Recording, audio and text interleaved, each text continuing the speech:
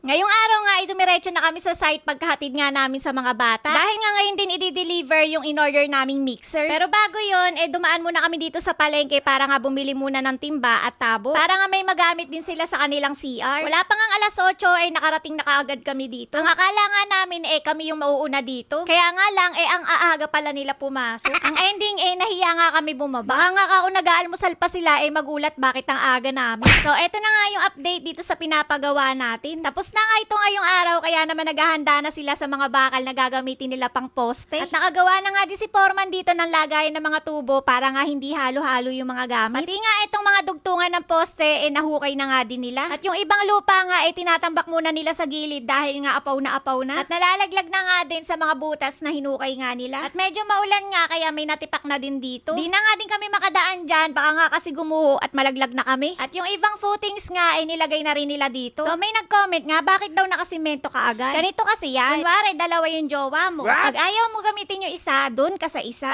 De, joke lang. Kaya nga lang, ganyan na yata kasi yung gawa ngayon sa mga bahay. Para nga kasi malinis at naka-level yung footings. At meron nga din kaming engineer na nakasubaybay sa amin. Pwede nyo nga din i-google yan kung ngayon nga lang din kayo naka-encounter ng ganito. Dahil nga sa mga comment ninyo, napag-google nga din ako ng dahil dyan. Pero ang alam ko, hindi na nga din masisimento yan lahat at yung iba, graba na lang din ang ilalagay. Dahil nga bukas, magsisimula na nga silang magtayo ng mga poste. At kakapusin na nga sila sa oras kung gagawin pa nga nila yon sa ibang butas na natitira. At dito nga gumagawa na sila ng pag-aassembulan nga nila ng poste. Para nga madali nila mabaligtad kapag ka nga tinatali. At ang akala nga ho ng iba manipis na bakal lang yung gamit namin. 16mm nga ho iyon at ito na nga yung resibo. Baka di pa kayo maniwala niyan. At nakita ko nga din tong spacing bar dahil nga tuloy-tuloy pa din yung gawa nila. Tapos ako tulala na ako dito sa gilid dahil nga gabi na kami umuwi kagabi at maaga naman kami umalis ngayon. At di na nga rin ako nakaligo bago kami umalis pero naligo naman ako kagabi. Tapos ito naman si Willie hindi na nga makausap dahil nga inabot ng 72,000 yung mga tubo. Kaya naman sabi ko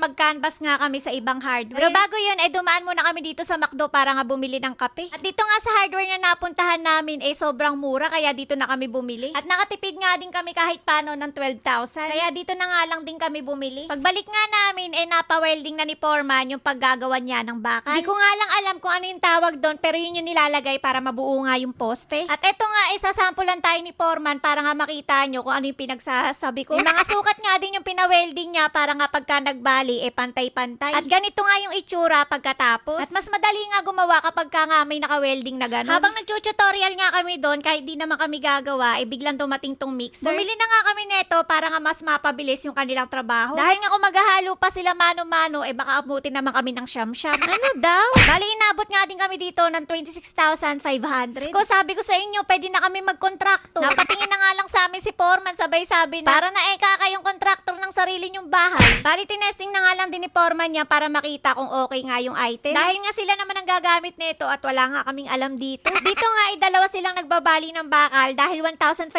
pieces nga daw yung kanilang kailangan. At nakakatuwa talaga sila gumawa dahil lahat talaga ng materyales naka-organize. Kahit sa mga past video ko wala kayong makikita na pakalat-kalat na materyales. Nung pauwi na nga kami nag-chat yung anak ni Foreman sa amin na nagkabit nga daw yung Meralco. Pag alis namin saka dumating yung Meralco.